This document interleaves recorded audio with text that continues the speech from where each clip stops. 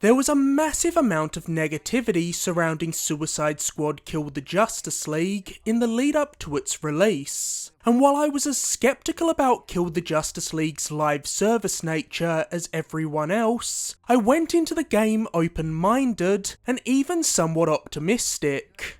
Rocksteady is a great studio. Their Batman Arkham games are among the finest licensed games ever made. Plus, I thought a lot of the gameplay Rocksteady had shown of Kill the Justice League looked pretty fun. The traversal in particular always gave off major Sunset Overdrive vibes, which I was down for, as that was one of my favourite games of the last generation.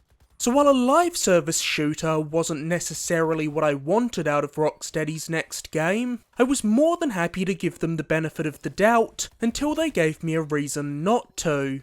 I'm also a massive comic nerd. The DC universe is my favourite fictional world, and I love the Suicide Squad. I've read nearly every Suicide Squad comic ever published, from John Ostrander's classic run, to the New 52 series, up to the more recent Infinite Frontier run, and the 2 Black Label miniseries, and practically everything else in between, so I was always going to check out Kill the Justice League day one, no matter what. Good or bad, I needed to see it with my own eyes. Now, after completing Suicide Squad Kill the Justice League and putting over 40 hours into it, I can honestly say that I don't remember the last time I was so conflicted about a game.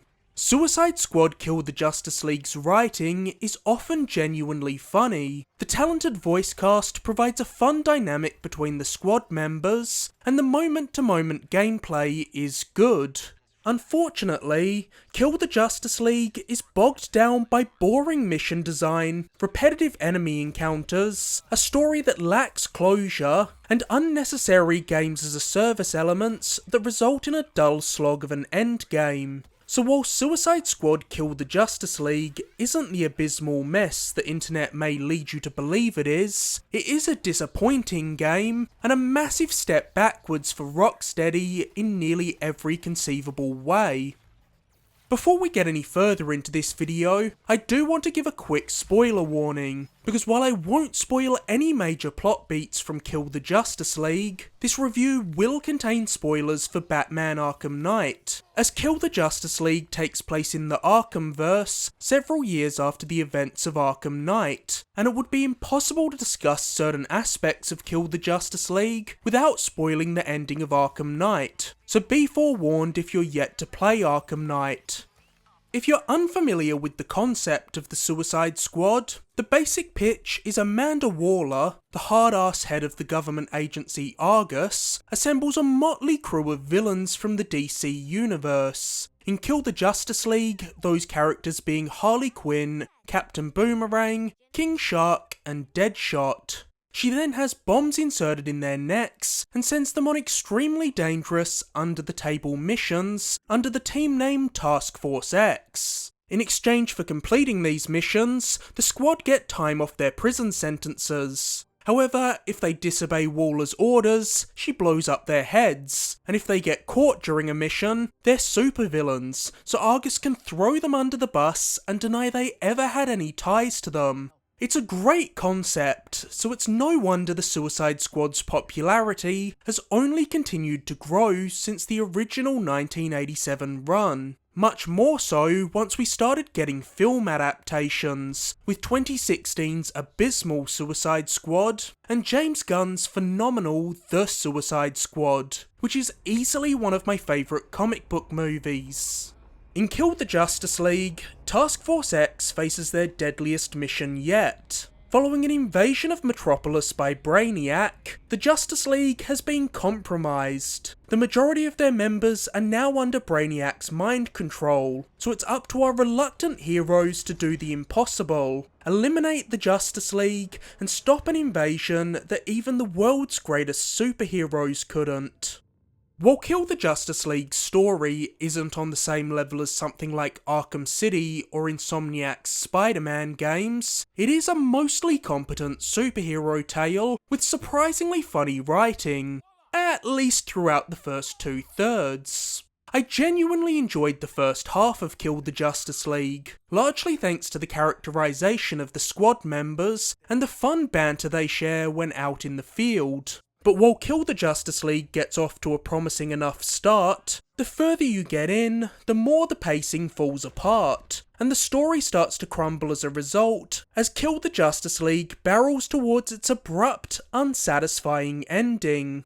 Even calling it an ending feels generous, as Suicide Squad Kills the Justice League being a live service game kinda just stops, leaving you on a cliffhanger ending right after setting up several seasons of future content that will likely never come to fruition. You can set all this up, but without a dedicated player base, this story isn't going to get finished. And with WB already saying Kill the Justice League didn't meet their internal expectations, and player counts on Steam dwindling, I'm not feeling too optimistic about the long-term health of this game. I'm fully expecting WB to just cut and run, leaving Kill the Justice League to go the way of Crystal Dynamics' Avengers game, only I'd be shocked if it was even supported for as long as Avengers. It also doesn't help that Kill the Justice League's main villain, Brainiac, feels massively underutilised, only appearing in a tiny fraction of the tail end of the game, which feels like a colossal waste when you have an actor as talented as Jason Isaacs playing the role, though his lack of screen time may actually be a small mercy, as Kill the Justice League features one of the worst Brainiac designs I've ever seen. As I mentioned at the top, Suicide Squad Kills the Justice League is firmly set in the Arkhamverse, following on directly from the Batman Arkham games, and it does answer nearly every question you'd have about how this would fit into that universe, by addressing what happened to Batman after he quote-unquote died at the end of Arkham Knight, and why the Deadshot in Kill the Justice League isn't the same Deadshot featured in Arkham Origins, City, and the Assault on Arkham movie. You'll even see a couple of familiar faces from the Arkham games pop up in Kill the Justice League, like Cash from the GCPD and Nolan North's Penguin, who's now working as Metropolis's resident arms dealer. I understand why Rocksteady would choose to set Kill the Justice League in the Arkhamverse. It's a universe gamers already have a pre-existing attachment to, and I'd be lying if I said I didn't feel a pang of nostalgia when Kill the Justice League's opening scene began with armoured vehicles arriving at this iconic version of Arkham Asylum as the classic Batman Arkham theme plays. But I ultimately think this choice was a catastrophic miscalculation that was responsible for much of Kill the Justice League's polarising response. I don't think it's a spoiler to say that characters get killed in a game called Suicide Squad Kill the Justice League, and that honestly doesn't bother me. Maybe it's just because I've been reading comics for long enough to know that death doesn't mean much in these worlds. I've seen Superman, Batman, Flash, Supergirl, Green Arrow, Hal Jordan, and just about anyone else you can name die, only to return down the line. There are a million ways to undo death within a comic book universe, especially within the context of this game, as things aren't necessarily what they seem at first glance. So I do think people are being a little short-sighted, but that's all I can say without dipping into spoiler territory. Nevertheless, while character deaths don't bother me, they obviously bother a lot of other people, and that's something I could have told you long before Kill the Justice League dropped. So I can't help but wonder why Rocksteady didn't just go the Gotham Knights route and set Kill the Justice League in its own universe, rather than one that people are already so deeply attached to. That way, they could have just avoided the controversies they inevitably stumbled into altogether. Especially as some aspects of Kill the Justice League feel strangely disconnected from the rest of the Arkhamverse anyway, but more on that in a minute. While its story is lacking in areas, Kill the Justice League still has a compelling lineup of characters who are elevated further by the excellent performances given by the majority of Kill the Justice League's cast. Tara Strong is once again perfectly cast as Harley. Samoa Joe does a phenomenal job of bringing this version of King Shark to life, and his deadpan line delivery leads to many of Kill the Justice League's funniest moments.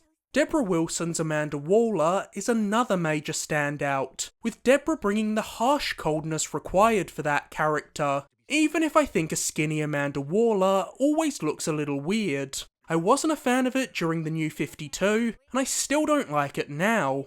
But the real star of the show is Daniel Lepane's Captain Boomerang, who steals every scene he's in.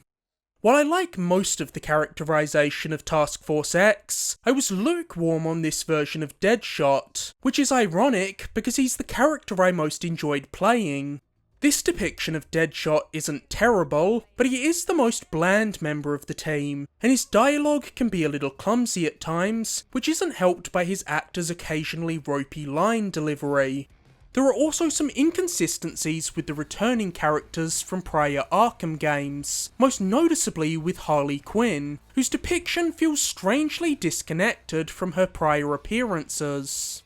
This dissonance largely stems from her denouncement of the Joker here. With comic Harley, or even the DCEU Harley, her emancipation from the Joker makes sense, and we saw her growth as a character as she dealt with the repercussions of her time with the Joker, realising that he's an abusive monster, and she was suffering from extreme Stockholm Syndrome. But that's not the Harley we had in the Arkham games. There was an entire DLC for Arkham City where Harley was in mourning for the Joker, and that plot thread continued in Arkham Knight, so this being her next appearance in this universe feels jarring.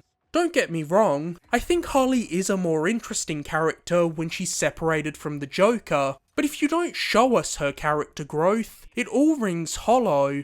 While they've clearly drawn inspiration from various iterations of these characters from across comics, film and animation, and do maintain the core personality traits of each character, this is very much Rocksteady's own unique take on the members of Task Force X. So don't go in expecting this Deadshot to behave exactly like he would in the comics, or this King Shark to be similar to the version found in James Gunn's Suicide Squad. If anything, kill the Justice League's pun-loving King Shark, who takes everything he's told literally, feels more like Drax from Gunn's Guardians of the Galaxy movies. Even beyond the core members of Task Force X, Kill the Justice League pays reverence to every era of the Suicide Squad by pulling in inspiration from various runs of the comics, be it having an OG like Rick Flag as one of the NPCs who provides side missions, or having Hack from the Suicide Squad Rebirth comics appear as a supporting character throughout the game. Of course, the characters I was most curious to see Rocksteady's take on in this game were the Justice League. Even if we mostly see mind-controlled versions of these characters, I was excited to finally see them in the Arkhamverse. But the results of their appearances in Kill the Justice League are mixed. I've got to be honest, the first thing I thought when looking at this lineup is that this is a pretty paltry Justice League with just 5 members: Batman, Superman, Wonder Woman, Flash, and Green Lantern, Jon Stewart specifically. There are some notable omissions from that lineup. There's no Aquaman, Martian Manhunter, or anyone else. I'm fairly split down the middle on the Justice League's depictions in Kill the Justice League. Superman feels entirely underserved. Jon Stewart is fairly well done. He's no Phil Lamar, but Dan White does a commendable job in the role, and Scott Porter makes a decent Flash. But the way Flash's dialogue is written feels off. He feels more like Wally West than Barry Allen, which is something that always drives me a little nuts. It's my biggest gripe with Ezra Miller's depiction of Barry Allen as well. On the bright side, there are 2 standout performances in the Justice League. Zara Fuzzle makes an exceptional Wonder Woman. She commands the scene and had me completely engrossed every time she was on screen. And with Wonder Woman being the sole member of the Justice League not under Brainiac's mind control, she's also given the most to do in this game. And as always, it's a delight to hear Kevin Conroy as Batman in Kill the Justice League.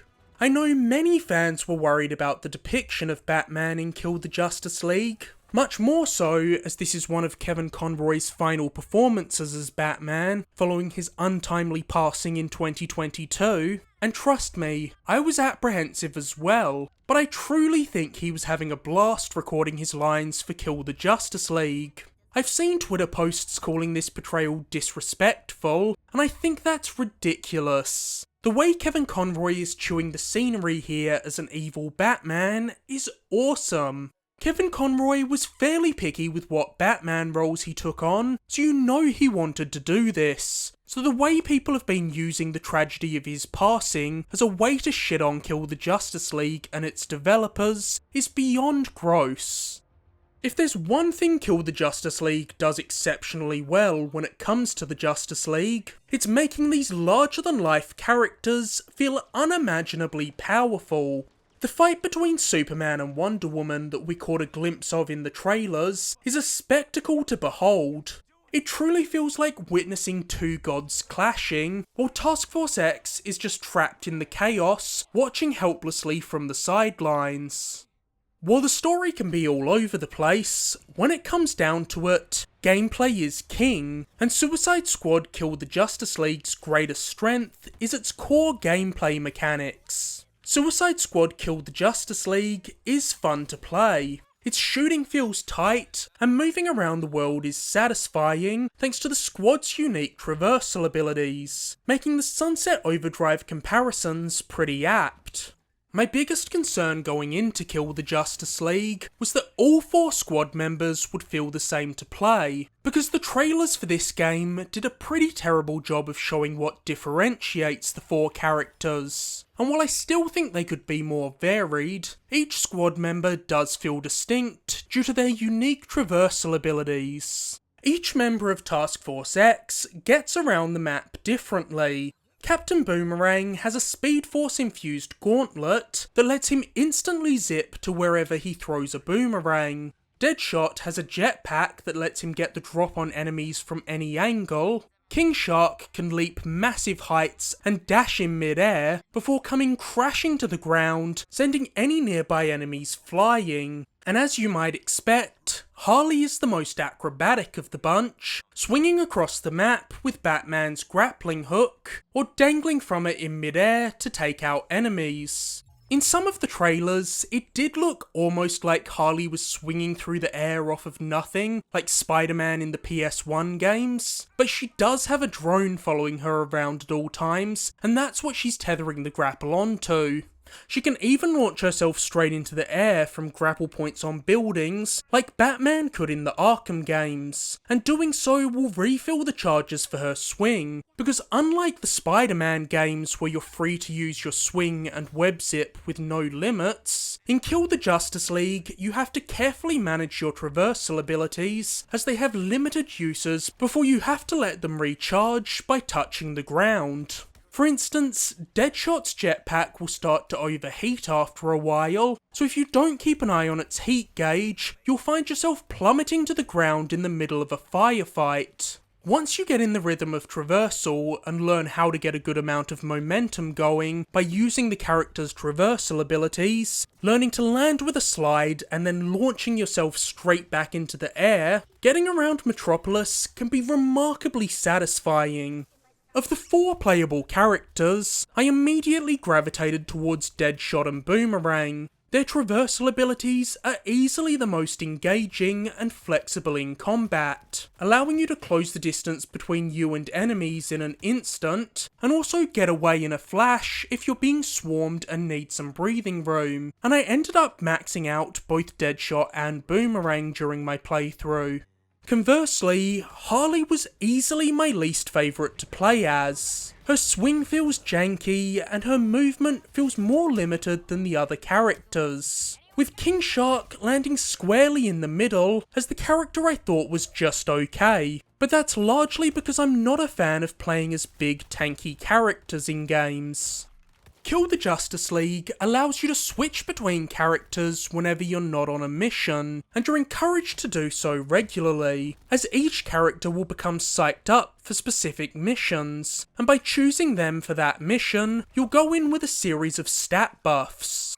Kill the Justice League's combat is heavily focused on gunplay, which wasn't what I expected from this game when it was initially announced. You would think that Rocksteady would have leaned more into the different fighting styles of each of these characters to differentiate them.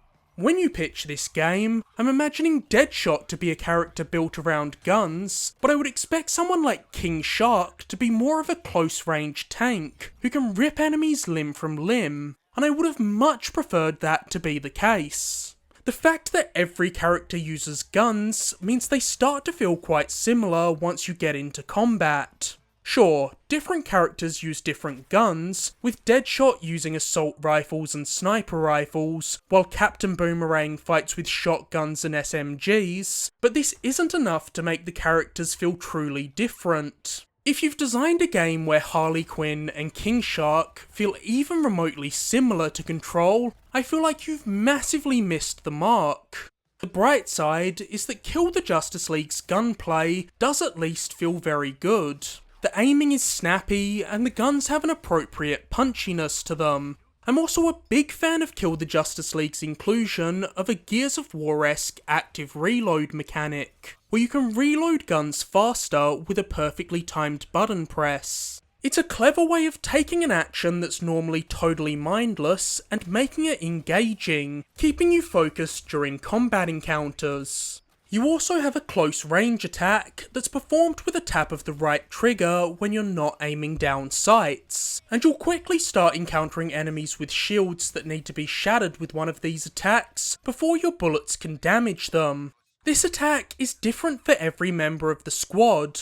Harley wails on enemies with bats and mallets, Deadshot blasts people with his wrist-mounted guns at point-blank range, Captain Boomerang, of course, flings his boomerangs at enemies, and King Shark shreds enemies with dual-wielded blades. Which does seem weird, because why would a character with as much raw strength as King Shark even bother with a melee weapon? But that's the problem you run into when you put these characters in a loot-driven game, where each character needs to have comparable equipment slots. I wish that the character's iconic weapons were more instrumental to the gameplay. If I'm playing as Captain Boomerang in a game, I want his boomerangs to be the focus. They shouldn't be a secondary aspect of his gameplay. By having all of these characters primarily fight with guns, you're ignoring one of the main reasons these characters are interesting to begin with. Eventually, you can start applying elemental damage to your weapons, making gunplay feel even better, as you set enemies ablaze with your bullets, or freeze them, then shatter them with a melee attack. If you've grown attached to a gun and enjoy the perks offered by it, but are finding it's now too weak for the enemies you're encountering, you can take a trip to visit Penguin at your home base, who can enhance your weapons and bring them up to your current level, meaning you won't have to abandon your favourite weapon just because you've outgrown its stats. Each member of Task Force X has a shield, but unlike most modern shooters, your shield doesn't automatically regenerate, so you'll need to be mindful about monitoring how much damage you're taking at all times. To recharge your shield, you'll need to shoot enemies in the legs to weaken them, then run up to them and hit them with a melee attack to harvest their shield and apply its charge to your own. While I was initially surprised by how well Kill the Justice League plays, it doesn't take long for the game's biggest shortcomings to start showing. Kill the Justice League's objectives and enemy encounters are mind-numbingly repetitive, and its mission design feels incredibly dated.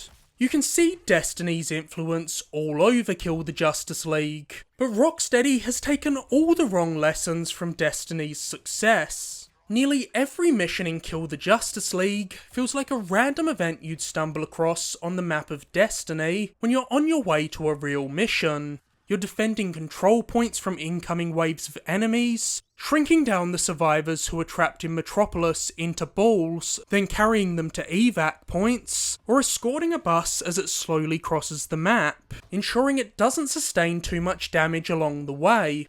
It's all very much by the numbers games as a service fodder, and I'm not saying there's no fun to be had with that. This type of game does scratch a specific itch for me. Mowing down waves of enemies to level up and get new gear in Kill the Justice League does provide some of the same satisfaction I get from games like Diablo and Borderlands. The problem is, it's all just empty calories, and I was acutely aware while playing Kill the Justice League that I probably won't remember much of my time with it a few months from now, as the vast majority of its missions are derivative and boring. These missions are made all the more tedious as you fight the same groups of Brainiac goons over and over again, slaughtering wave after wave of cannon fodder purple enemies. Once in a while, Kill the Justice League will throw a new enemy type at you, like speedy enemies that are infused with Flash's Speed Force energy, or weird alien tanks with fleshy organic parts that serve as their weak points, but there's nowhere near enough enemy variety to break up the monotony of Kill the Justice League's samey shootouts. Suicide Squad Kill the Justice League's story missions are largely comprised of the same style of tedious objectives that populate its side activities. But once in a while, Kill the Justice League hits you with a mission that mixes up the formula with more of a set-piece section that recaptures some of the magic of Rocksteady's prior games. And these moments are the high points of Kill the Justice League. There's a fantastic moment early on in Kill the Justice League, where Task Force X are moving through a Batman-themed museum as Batman himself stalks them. This sequence offers genuine tension as Batman slowly picks off the members of the squad one by one with all the gadgets and techniques you used to take down opponents in the Arkham games, finally putting you in the shoes of all those criminals you hunted down throughout those games. This moment is such a clever way of flipping the Arkham formula on its head. I just wish there were more moments this memorable throughout Kill the Justice League. But moments like this are disappointingly few and far between.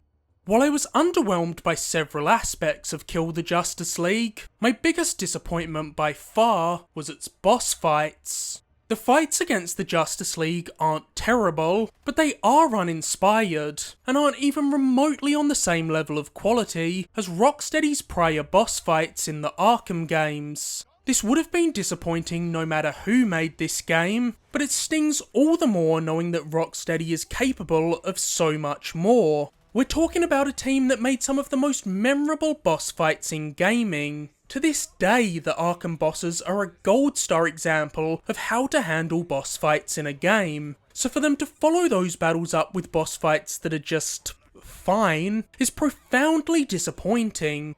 There are some bright spots with the boss encounters. There's a good degree of spectacle when you see Jon Stewart flying around an arena, forming various light constructs to squash Task Force X, and the Batman fight is at least visually interesting. I also appreciate Rocksteady emphasising the connections and vendettas between Task Force X and the members of the Justice League, which does make the fights feel more personal. Boomerang is one of Flash's main rogues, so of course Boomerang takes point when it's time to take Barry down. Harley has her history with bats that we've seen throughout Arkham Asylum, City and Night, and in Kill the Justice League, Jon Stewart was the one who caught and locked up Deadshot, so he's itching for a chance at revenge from the second he arrives in Metropolis.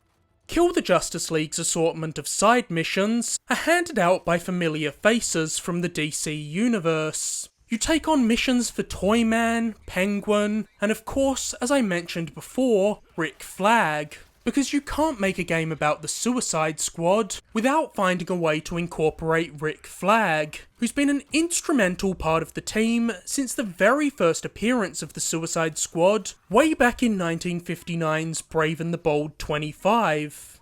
There are also missions where you have to protect Poison Ivy's plants from alien threats. However, I should note that it's a very different Poison Ivy than the one you'd normally expect to see, as this Poison Ivy is a kid. But if you played Arkham Knight, you no doubt knew that if Rocksteady wanted to incorporate Poison Ivy in another game, they'd have to go about it in a very different way. But the side missions I had the most fun with are the ones that see the squad given ramshackle vehicles put together by their fellow supervillain Gizmo, which do break up the repetition of Kill the Justice League. even if you're still ultimately blasting through waves of the same enemies, just in a vehicle now instead of on foot. Completing these side missions will reward you with unique gear and modifiers. For instance, completing the Poison Ivy missions is how you gain access to more afflictions that let you modify your attacks with ice, fire, and poison damage. Of course, you can't have an open world game without plenty of collectibles to find and boxes to tick off. Like the Arkham games, Suicide Squad Kills the Justice League offers Riddler trophies to find and riddles to solve, but these feel like they've been thrown in purely because Rocksteady thought people would expect them as they were in their prior games, even though they don't really make any sense within the context of Kill the Justice League. The Riddler is one of Batman's most iconic villains, so naturally, Rocksteady gave him a presence in the Arkham games. But why would Riddler possibly care about testing the intellects of Deadshot and King Shark like he would Batman? Speaking of Riddler, it's also very convenient that Riddler, Penguin, and even Cash all happened to be in Metropolis when Brainiac's invasion occurred, when they're all Gotham-based characters. I know it's silly, but this was something I was thinking about whenever these characters popped up. Every connection to the Arkham games feels unnecessary and shoehorned in, which just raises the question again of why Rocksteady and WB even wanted to set Kill the Justice League in the Arkhamverse. Once you've cleared the story, you gain access to Kill the Justice League's endgame content, and after about 10 hours with it, I was entirely checked out on Kill the Justice League. The endgame content consists of more of the same mission types that had already outstayed their welcome long before the end of the campaign, and you're expected to grind them over and over again with various difficulty modifiers to get new gear that incrementally boosts your squad members' stats. It's a boring slog that I don't imagine will hold even the most loot-hungry players' attention for very long. Kill the Justice League is a great looking game. The excellent facial animation provides the characters with an impressive degree of expressiveness that we rarely see in games. The costume designs are eye-catching with highly detailed texture work, and Metropolis itself looks fantastic. This is an incredibly detailed recreation of Metropolis, and I loved exploring it, soaking in all the Easter eggs that Rocksteady has crammed the map full of. Be it posters for Zatanna's magic show, the Cord Industries building, the LexCorp Tower, or Big Belly Burger restaurants, if there's something you'd expect to see in Metropolis, chances are it's here somewhere. While most of your time in Kill the Justice League is spent out in the open air, you do get to visit the interiors of a couple of Metropolis's most famous locations.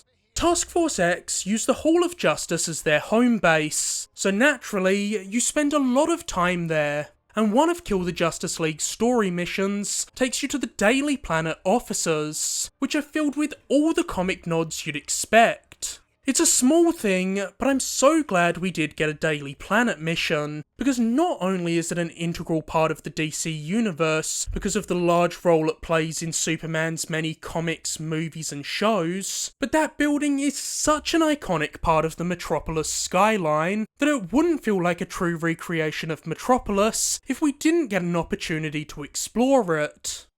Unfortunately, it's often frustratingly difficult to appreciate Kill the Justice League's gorgeous visuals, because if you're anything like me, you'll be constantly distracted by how bad the UI is. The on-screen icons, the menus, everything about the interface is so over-designed and messy. It's just hideous. The whole UI looks like something pulled out of a free-to-play mobile game.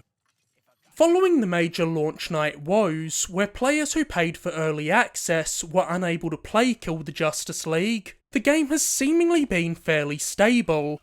I encountered a couple of crashes in my first few days with Kill the Justice League, and did run into one extremely irritating moment where I got booted out of the game in the middle of an important cutscene due to a server hiccup, which highlights why it's inexcusable for a game like this that can be played entirely solo not to offer an offline mode, but these issues seem to have largely been ironed out now.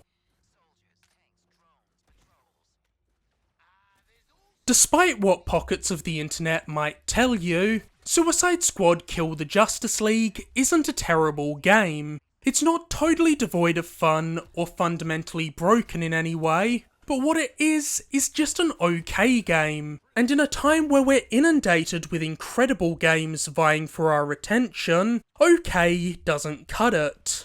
What makes Kill the Justice League so frustrating is that we know that Rocksteady is a studio capable of so much more than this. And the heartbreaking thing is that I don't imagine all of Kill the Justice League's shortcomings are the fault of this team.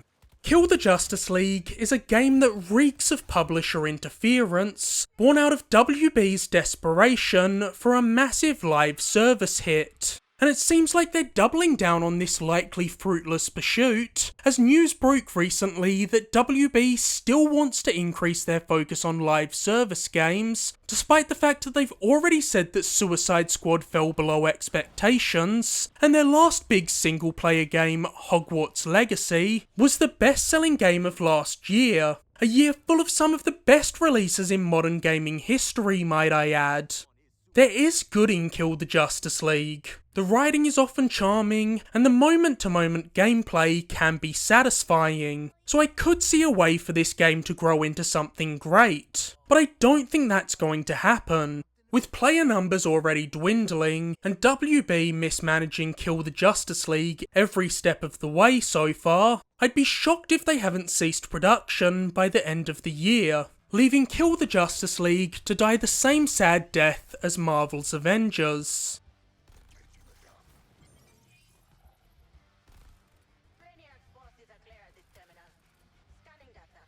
As always, thank you so much for watching. If you enjoyed this video, be sure to like, subscribe, or leave a comment. You can find countless other videos on my channel, including my recent review of Tekken 8. And be sure to stay tuned for my upcoming reviews of Persona 3 Reload and Final Fantasy VII Rebirth.